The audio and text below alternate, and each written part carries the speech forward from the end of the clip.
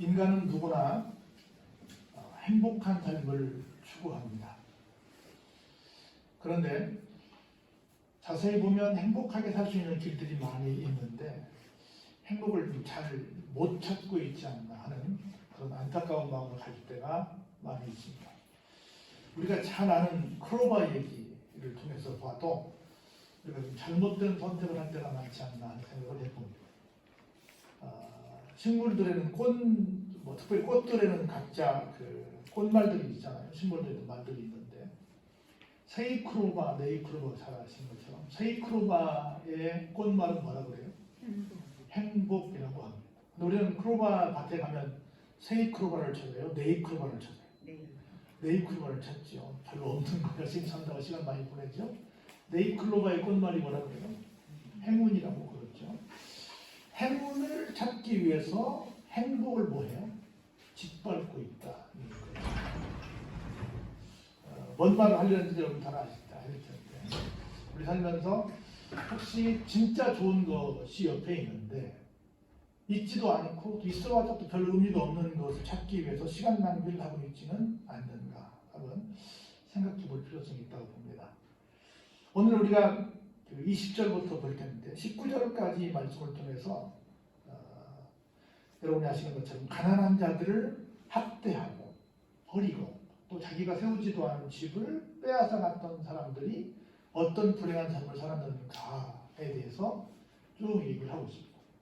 지금으로 말하면 어떤 힘을 가진 자들이 비정상적인 방법으로 자꾸 자기의 재산을 증식하고 있고 자기 행복만을 늘려가고 있는 이상한 사회에 우리가 살고 있을 때가 참 많이 있는데요. 어느 시대나 마찬가지지만 특별히 코로나 시대 때 가장 많이 드러난 현상 중에 하나가 뭐냐면 부익부 빈익빈이라고 하잖아요. 가진 자들은 더 많이 가지게 되었고 못 가진 자들은 더 많이 못 가지게 됐다 하는 얘기잖아요. 그래서 이런 때일수록 사람들이 더 나누고 그랬으면 좋을 텐데 이럴 때일수록 사람들이 더 이때 아니면 언제 내가 한몫 챙기겠나 하는 마음들을 가져서 좀 어려운 사람들이 볼 때 굉장히 없어서도 불편하지만 또 그런 사람들을 보면서 상대적인 어떤 박탈감이랄지 이런 빈곤감 때문에 이런 것 때문에 굉장히 어렵지 않나 하는 생각이 듭니다. 우리가 어려운 말은 아니지만 전문적인 용어로 빈곤이 두 가지가 있거든요. 하나는 절대적 빈곤, 진짜 빼거리가 없는 걸 말해요. 하나는 상대적 빈곤이에요. 사실 우리나라는 저는 많은 나라 돌아보지 않았지만 전 세계의 사람들의 보수에 비하면 우리는 사실은 굉장히 큰 부주합니다. 사실은.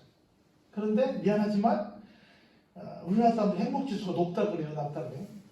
낮다고 그래요. 낮은 정도가 아니라 자살률 몇이라고 그래요? 1이라고 그래요. 그리고 우리나라 팔도 중에서 어느 동네가 제일 자살률이 높대요? 충남이 높대요. 얼마나 끔찍해요? 사실은 밖에 나가보면 우리 굉장히 잘 사는 편에 들어가거든요.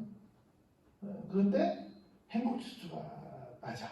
여러 가지 이유가 있겠지만 그 중에 한 가지가 뭐냐면 이런 불공평한 세상의 모습 때문에 그러지 않을까 하는 생각이 들어요. 저는 가끔씩 그런 얘기 많이 하는데요. 제가 제일 화가 날 때가 언제냐면 운전할 때 화가 많이 나요. 보면 저렇게 운전을 못하고 저렇게 운전에 대한 매너가 없을 수 있나 하는 사람들을 볼 때마다 대부분 어떤 차를 타고 다녀요? 좋은 차 타고 다녀요. 근데 내가 하나님께 그래요. 하나님 저렇게 참 무식하고 매너 없고 저렇게 한 사람에게 어떻게 저렇게 좋은 차를 주시고 나 같은 사람은 왜 저런 좋은 차를 안 주시나요? 하고 내가 하나님께 얘기할 때가 많이 있어요. 얼마나 다는 그렇지 않지만 좀 가진 사람들의 그 거만함이 얼마나 대단한지 모르고. 근데 우리 잘 아는 상식이지만 안 그러길 바라는데 제가 알고 있는 상식이 하나 뭐냐면 좋은 차를 타는 사람들은 거의 다 내 돈 내고 안 탄다는 거. 제가 옛날에 누가 줘서 로얄 슈퍼사랑을 탄 적이 있어요. 과한 얘기 같지만 로얄 슈퍼사랑이 어떻게 굴러가냐 그랬더니 밑에 1,000원짜리를 쫙 깔아야 간다는 거예요. 그 정도로 기름값이 많이 나간다는 거예요. 정말로 한 번 넣어보니까 조금 가면 또 넣어야 돼. 기름값 속된 말로 줘도 못하겠다. 제가 한 40년 목회하면서 여러 차를 타봤어요. 차를 타다가 버릴만 하면 나한테 버리고 그래서 내가 이 차를 타봤는데 정말 기름값 무서워서 저도 못하겠다는 차들이 너무 많았어요. 그런데 그런 차들이 밖에 나가보세요. 즐비합니다. 근데 그 차를 모두 당신 돈 넣어서 당신이 기름 넣고 당신이 더 유지 관리하면서 타보셔버리면 내가 볼 때는 아마 상당히 많은 차들이 덜 불러다닐 거예요. 이런 모습들을 보면서 그런 걸 못 누리는 사람들은 그 마음이 어떻겠어요? 별로 유쾌하지 않죠. 정상적으로 그들이 자기 돈 벌어서 자기가 쓴다고 한다면 별로 그렇게 그런 생각 안 들 거야. 근데 그 내막을 알면 많이 불쾌할 거야. 또 법인카드 쓰는 사람들 얘기 우리 많이 듣잖아요. 들어보면 또 그것도 가루 아닙니다. 들어보면 그래서 이런 부분들 때문에 사람들이 많이 상대적으로 굉장히 어려운 마음을 갖게 되는 거예요. 그래서 우리가 성도들도 그것 때문에 굉장히 시험이 될 때가 많이 있어요. 근데 그럴 것 없다는 거야. 오늘 그 말씀이 그렇게 괜히 기죽을 필요 없다는 말씀을 합니다. 볼까요? 20절에 그렇게 사는 사람들은 마음에 뭐가 없어요? 평안이 없대요. 그가 기뻐하는 것을 어때요? 하나도 보존도 못한대요. 못한대요. 겉보기에는 우리가 볼 때는 막 좋은 차 타고 좋은 집 살고 막 굉장한 것 같은데 아니래. 그들의 마음에 평안이 없대요. 그 기쁨을 오래 가지고 가지도 못한답니다. 물론 그들이 막하고 우리 강하는 건 아닌데 실제 그렇대요. 그리고 남기는 것이 없이 모두 먹어치운대. 그래서 어때요? 우리 같으면 그 사람들 한 달 돈 벌면 1년 살겠어. 근데 맨날 그 사람들이 뭐라 그래요? 난 없대. 난 가난하대. 맨날. 우리가 한 번씩 눈살을 찌푸렸던 것 중에 하나가 뭐냐면 대기업 근로자들이 막 임금 더 올려달라고 해마다 막 대모해요. 들어오면 그 사람들 봉급이 막 아주 엄청나대요. 일반인들 우리에 비하면 몇 배 받는데 그런데도 막 그렇게 해. 나중에 들어오면 씀씀이가 이미 커졌기 때문에 그만큼 안 받거나 그보다 더 못 받으면 문제가 생긴다네. 그런 얘기 들어요? 못 들어요? 듣잖아요. 어느 큰 기업이 있는 그런 회사, 그런 지역에 가서 물어보니까 봉급 받는 날 거의 몇십 프로가 다 그냥 빠져나온다. 하루 만에 다. 거기에 백화점으로 가고 그동안 썼던 것 다 카드비 나고 하다 보면 순간 일어나야 돼. 그래서 크게 주고 휙 뺏어간다네. 우리가 볼 때는 굉장할 것 같은데 별것 아니더라는 거지. 그리고 보세요. 심지어 풍족할 때에도 그들에게 뭐가 임한대요? 괴로움이 임한대. 모든 재난을 주는 자의 손이 그에게 막 임한다는 거야. 그래서 미안하지만 대통령을 했든 국회의원을 했든 큰 기업 사장을 했든 뭘 했든 간에 마지막에 보면 감옥에 가기도 하고 미안하지만 극단적인 선택을 하기도 하고 그들의 말로가 별로 행복한 모습이 아닌 것들을 우리가 많이 봐요. 절대 악담하는 건 아닙니다. 하나님 안에 있지 않고 부정한 방법으로 그렇게 부를 축적한 사람들의 말로가 이렇더라는 거야. 여기 보세요. 그가 배를 불리려 할 때 하나님이 어때요? 맹렬한 진노를 쏟아부신다. 음식을 그들이 화려하게 먹을 때 그의 위에 비같이 쏟아부른다. 이건 사실은 욥의 친구가 이렇게 말한 거예요. 당신 부자였잖아. 그래서 당신 새끼들 생일 파티하다가 어땠어요? 그냥 순간에 다 그냥 끝났잖아. 하는 얘기 하는 거죠. 그걸 지금 비꼬아서 하는 말이에요. 이 말이. 나는 정말 항상 그 얘기 하는 거예요. 우리 사모님이 나한테 늘 그래요. 그래도 남의 손에 먹고 싶어. 남의 손이 해주는 거 좀 먹어보고 싶어. 그 얘기해요. 나는 밖에 나가서 밥을 먹을 때 별로 그렇게 만나게 먹어본 적이 없어요. 비싼 거 먹을 때. 내 돈 들여 한 번에 비싼 거 사 먹어본 적은 없지만 그냥 착한 게 제일 맛있었어요. 한 번도 시장 가서 야 나 오늘 본전 찾았어 라고 해본 적이 없는 것 같아요. 별로 부러워. 난 어디 가서 나 뭐 먹었어 하는 사람 별로 부럽지 않더라. 자 보세요. 그가 철 병기를 피할 때는 뭐예요? 놋 화살을 쏘아 꿰뚫어버린다. 나 막았어. 나 이거 보면 뭐 생각나는 줄 아세요? 여러분 이거 보면 뭐 생각나요? 그 교황이 딱 어디 갈 때 이거 갈 때 뭐 앞에 하고 가잖아. 대통령이 뭘 할 때 이거 하잖아. 이게 다 뭘로 돼 있어 그 사람들은? 방탄으로 돼 있잖아요. 총알이 쏴도 총알이 뚫리지 않는 거. 이건 뭐 그냥 툭 치면 깨지지만 되잖아. 그럼 뭐 할 때나 그래도 총 맞는 거야. 나는 이제 유경수 여사가 총 맞는 걸 봤잖아요. 우리 방송으로. 문 씨가 했잖아요. 네. 대통령 부인도 뭐 같이 그 행사한테 맞는데 뭐 피할 길이 없다는 거죠. 보세요. 몸에서 그의 화살을 빼면 번쩍번쩍하는 총이 그의 쓸개에서 나오고 큰 두려움이 그에게 닥치게 된다는 거예요. 산 넘어 산이라는 겁니다. 이 문제 해결하면 또 다른 문제가 터진다는 거예요. 그래서 보세요. 큰 어둠이 그를 위해서 예비되어 있고 심지어 사람이 피우지도 않은 불이 나가지고 그를 멸하고 그 장막을 다 해쳐버린다는 거예요. 여러분 막 가뭄이 오래 가면요 누가 방황하지 않아도 자연적으로 바로 돼요. 우리 옛날에 그 일단 돋보기 갖고 했잖아요. 계속 쏘이면 어때요? 불나잖아요. 그런 식으로 누가 불을 지르지 않아도 불이 나요. 그래서 막 서울에 몇 배, 뭐 여의도에 몇 배 맨날 불났다고 그러잖아요. 집에도 원인 불명의 화재들이 많이 나요. 보세요. 그래서 하늘이 결국은 그의 죄악을 어때요?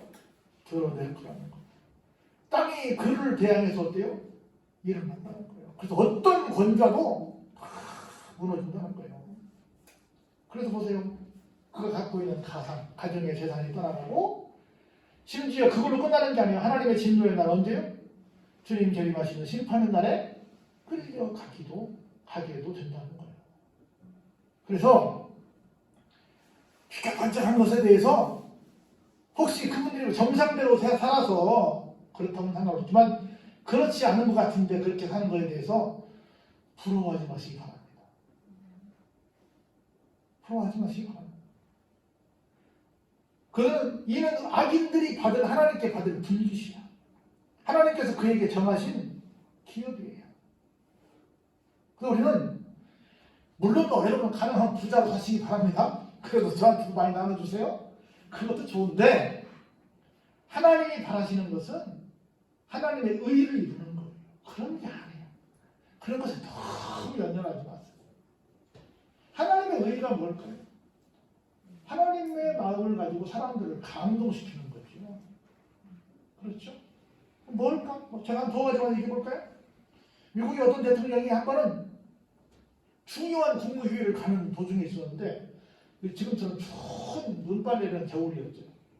근데 가다 보니까 차 한 대가 서 있네? 뭔가 봤더니 노 부부가 차가 고장나가지고 밖에 나와서 도움을 요청하고 있는 거예요. 근데 너무 급한데 이걸 그냥 급한 차로 가면 거기 미국은 너무 커서 차가 띄엄띄엄 가는 도로들이 많잖아요. 자동차가 없어서 해볼 수가 없는 나라가 미국인데 할 수 없이 야 우리 이거 처리하고 가자. 기사가 각하 지금 우리 지금도 늦었습니다. 빨리 가셔야 됩니다. 아니 이 양반아 그래도 우리가 가면 이 어르신들 큰일 나. 그래서 할 수 없이 차를 놓고 그분들 차를 거기다가 두고 회의에서 와서 하기로 하고 돌아서 이분들 모셔다 드리고 회의장에 갔어요. 나중에 무슨 일이 있었는지 아세요? 나중에 가서 보니까 그대로 갔으면 그 중간에 자기를 테러하는 테러범이 숨어 있었대. 그 저격범이 그걸 기다리고 있었다는 거야. 그냥 갔으면 그냥 큰일 당할 뻔했는데 그 선한 일 하다가 사람도 살리고 자기도 살았다는 거야. 자기 몰랐지. 숨어있는지 스나이퍼가 숨어있는지 몰랐지. 또 한 번 이런 얘기도 있어요. 어떤 남매가 늘 학교를 파하면 자기 집으로 가는데 시장 골목을 이렇게 통과해서 갔대요. 근데 항상 갈 때마다 이 친구들이 만두가게 앞에 가서 이렇게 만두가게 가면 김 나잖아요. 김을 이렇게 쐬고 사 먹진 못하고 언손을 이렇게 추운 날 손만 놓고 갔어. 저도 조치원 가면 치과 옆에 늘 그 만두집에 가서 진수랑 같이 가는데 그 집에 이렇게 하고 있는 거야. 하루는 주인이 잠깐 여기 있다가 안에 들어가 그걸 가지러 갔다가 나와 보니까 그 위에 있는 만두 하나가 비는 거야. 주인들은 알잖아요. 우리 많으니까 많은 것 중에 하나 빠져도 뭐 알겠어야 했는데 주인은 알 거 아니에요. 그래가지고 틀림없이 저 친구들이 그랬을 거라 생각하고 따라갔네? 따라가서 이렇게 보니까 둘이서 얘기를 해. 큰아이는 누나인데 누나가 훔친 아이가 남동생한테 뭐라고 그래. 너는 오늘부터 내 동생 아니야. 남의 물건을 훔치는 사람 난 동생이라고 말할 수 없어. 하고는 막 누나가 동생을 나무라는 거야. 그래가지고 너무 동생 미리 자기가 나무라는데 누나가 나무라니까 뭐라고 못하고 속았다가 더 왔어요. 그러다 보니까 너무 딱해. 그래가지고 그 다음날부터는 미리 불러가지고 이거 좀 먹고 가라. 이거 남는 건데 먹어도 된다니까 누나가 그렇게 말해요. 너무 감사한데요. 제가 이걸 먹게 되면 계속 거지가 될 거예요. 계속 그런 걸 의지하게 될 거예요. 감사하지만 그러지 않기 위해서 안 먹겠습니다. 하고 사양을 했어요. 그 다음날 또 보니까 이건 남은 게 아니라 내가 만들다가 이렇게 옆구리가 터졌어. 이거 어떻게 버릴 수도 없고 아까우니까 우리 같이 나눠 먹자. 줬더니 그렇습니까? 감사합니다. 받아서 그러면 제가 가지고 가겠습니다. 이러고 가져갔어요. 가다 보니까 할머니하고 살아. 그래서 할머니 주려고 가져가나요. 서에서 먹었어. 이 아이를 어떻게 줄까? 어떻게 도움을, 아무리 도움을 줘도 받지 않아요. 그래서 사람이 이렇게 생각을 했어요. 어느 날에 좀 왔는데 이렇게 말했어요. 나중에 보니까 오지도 않아. 보니까 이제 아예 그 가게를 피해서 딴 데로 가버려. 그 앞으로 지나가면 이제 자꾸 먹고 싶은 마음이 드니까 그걸 불러가지고 어느 날 말했어요. 너희 엄마 성함이 혹시 이자, 영자, 속자 아니냐? 하고 물었어. 우리 엄마는 어떻게 아세요? 아, 내가 네 엄마하고 아주 친했던 네 엄마 친구였어. 나중에 내가 굉장히 어렸을 때 네 엄마한테 내가 신세를 많이 줬었는데 어디 갔어? 나 수습을 해봤더니 니네들이 그 엄마 딸이고 아들이었거든. 내가 네 엄마한테 신세를 갚아야 되는데 못 갚아서 지금이라도 갚고 싶은데 엄마가 안 계시다며. 내가 네 엄마를 생각해서 너희들한테 신세를 갚으니까 좀 내가 주는 걸 좀 받았으면 좋겠다라고 했어. 그걸 줬어요. 그래요? 엄마 찍으라 그러니까 그러면 좀 받겠습니다 하고 받아서 해서 이제 잘 먹었어요. 세월이 흘렀어. 나중에 몇십 년이 지나서 한 중년 신사가 그 가게를 찾아왔죠. 누가 돼서 왔냐면 누가 돼서 왔겠어요? 성공이 있어요? 실패했겠어요? 만만한 훔쳐온 친구가 병원 원장이 돼서 왔어요. 실제 있었던 일입니다. 원장이 돼서 인사를 했어요. 그때 먹었던 만두가 너무 고마웠습니다. 우리 엄마 친구 내가 우리 엄마처럼 내모시겠습니다. 그랬더니 그때 이 사장님이 이렇게 말해요. 사실은 나는 니네 엄마 친구가 아니란다. 너희들을 돕고 싶은데 도울 방법이 없어서 내가 면사무소 가가지고 니네 집을 좀 조사를 했다. 그 친구로 말하면 개인정보 때문에 잘 안 알려주는데 내가 사전 얘기를 했더니 니네 엄마 성함을 알려주더라. 그래서 우리가 나랑 비슷한 연배 같아가지고 내가 니네 엄마 이름을 팔았다. 그래서 내가 너를 도왔다. 그래서 내가 이렇게 받아서 그때 우리 굶주림을 유면하게 됐다. 그렇게 말을 했어요. 만두 가게 그 아줌마 어때요? 지금 같은 이런 세상에 그런 양반 만나기 쉽겠어요? 쉽지 않을 것 같아. 아, 나 이번에 얼마를 더 벌었어. 나 이번에 얼마를 더 벌었어. 얼마를 저축했어. 수식해가지고 얼마를 땄어. 뭐 어땠어? 이런 얘기들은 많은데 이런 미담들은 얼마나 있을까 생각해보는 거예요. 중간중간에 뭐 얘기가 많지만 정말 일부러 예를 들어서 막 만두피 터지게 한다든가 그렇게 도와주려고 하는 얘기도 있지만 그 얘기 다 할 수는 없고 우리가 어떤 것이 어떤 마음을 갖고 사는 것이 정말 남들이 볼 때 저 사람 망했으면 좋겠어 이런 마음이 안 들게 할 것이냐는 거예요.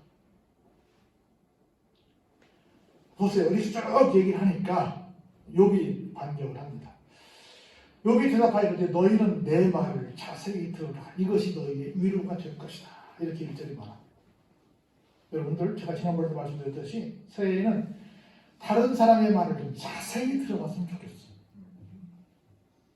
난 어저께 갑자기 이상한 공연을 봤는데 지난번에 우리 그 사랑이가 와서 춤을 추길래 저 춤의 의미가 뭐지? 저는 의미를 굉장히 많이 찾는데 너무 몸놀림이 예사롭지 않아서 기가 막히다 했는데 그 의미가 뭘까라고 생각을 했거든요. 근데 어저께 공연을 하나 제가 봤는데 세상에 나 또 그런 감동적인 공연도 드물게 봤네 아주.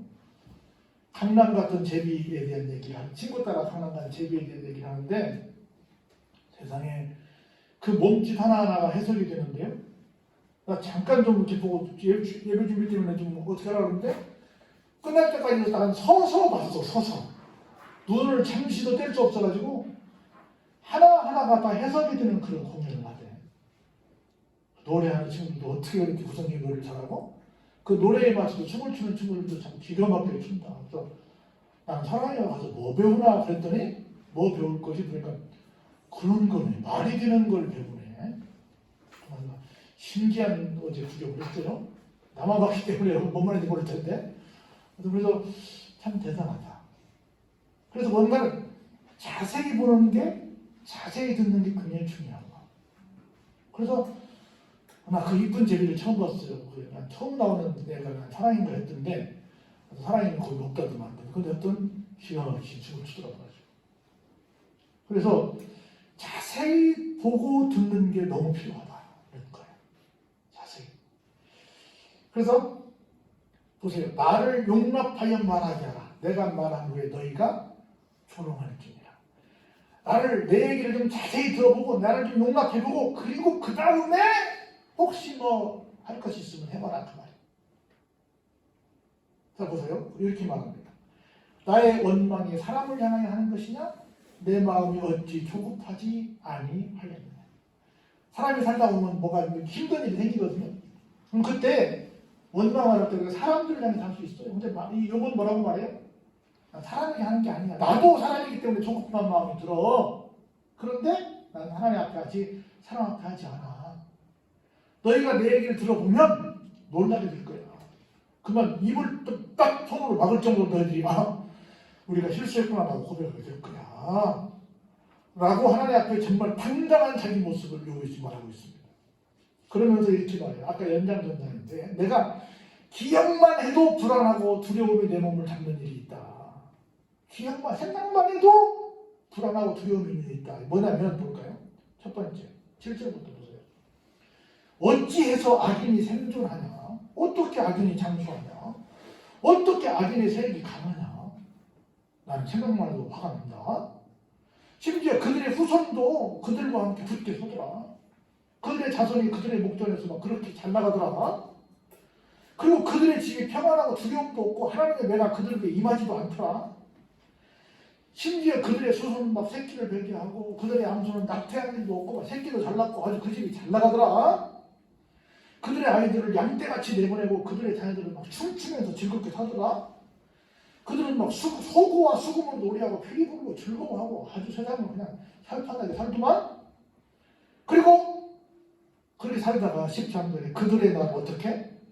행복하게 지내다가 잠깐 사이에 어디로 가더라? 스오는 음부란 뜻이야. 어두운 곳이란 뜻이야. 이게 헬, 지옥이란 뜻이에요. 지옥으로 내려가더라. 막 자녀들까지 잘 나가는 것처럼 보이지만 그게 잠시고 그의 결말이 어디로 가더라? 스올로 가더라는 거예요. 그런데 더 무서운 것이 있어요. 그렇게 될지라도 그들은 하나님께 말하기를 우리를 떠나세요. 우리는 하나님의 도리 정도는 알고 싶지 않아요. 라고 말을 하더라. 그러면서 그들이 이렇게 말하더라. 전능자가 누구기에 우리가 그를 섬깁니까? 우리가 그에게 기도하는데 무슨 뭐 별반 다른 수가 생깁니까? 라고 말도 하더라. 결론입니다. 한번 같이 볼까요? 시작. 그러나 그들의 행복이 그들의 손 안에 있지 아니하니 악인의 계획은 나에게서 멀구나. 이렇게 말해요. 우리는 2021년을 출발하면서 행복하기를 고대하면서 첫 발을 내딛었습니다. 그 행복이 어디 있더라? 잘 나가는 그 사람들의 손에 있지? 아니더라. 누구에게 있다? 하나님께 있다는 거예요. 하나님께 있다는 거예요. 그 행복이. 그래서 괜히 우리가 뭐 저 같은 경우 내가 못 살기 때문에 누구를 희생하는 그런 것이 절대 아니라 인간적으로 보이는 그런 것들 때문에 괜히 연연하지 말라는 거예요. 하나님이 주시는 진짜 행복이 뭔가를 찾아보는 거예요. 그러면 하나님께서 우리에게 필요한 모든 것들을 넉넉히 공급하실 줄로 믿습니다. 그래서 하나님 믿고 한번 가보세요. 조금 전에 일본에 나가 계신 조영상 선교사님한테 카톡이 왔는데 일본 사람들이 온대요 교회로. 왜요? 우리보다 훨씬 더 코로나가 지금 창궐하고 있잖아요. 그러니까 하나님 의지해야지 하는 사람들이 생겼다는 거야. 그리고 진짜 행복은 어디에 있다? 하나님의 손에 달려있다. 부럽기도 하지. 솔직히 너무 잘 나가면 그게 실컷하지요. 그게 별로다. 하나님의 의를 찾는 것, 하나님의 손에 있다는 것을 아는 것, 이게 진짜 행복이라는 걸 깨닫고 이런 삶을 통해서 2021년이 다른 해와는 정말 차원이 다른 행복한 날들로 채워지는 여러분들의 모든 날들 되길 주의 이름으로 축원합니다.